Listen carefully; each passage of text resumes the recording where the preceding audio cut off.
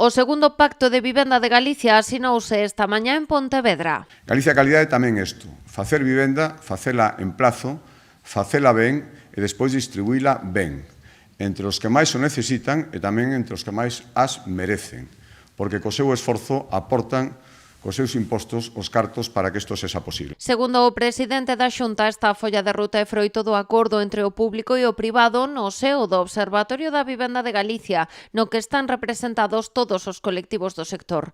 Marca o camiño a seguir ata 2030 para paliar o problema da vivenda. Unha ambición, se me permitides, sin precedentes.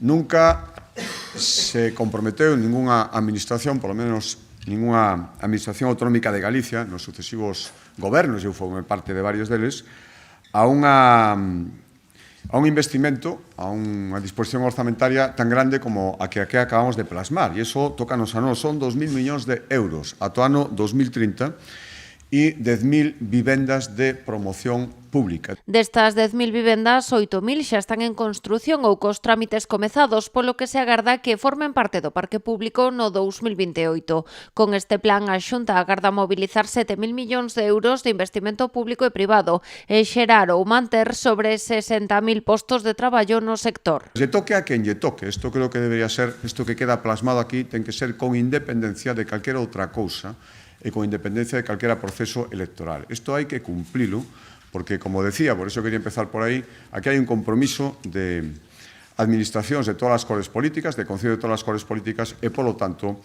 tamén a Administración Autonómica debe tocarlle cumprir isto, lle toque a quen lle toque.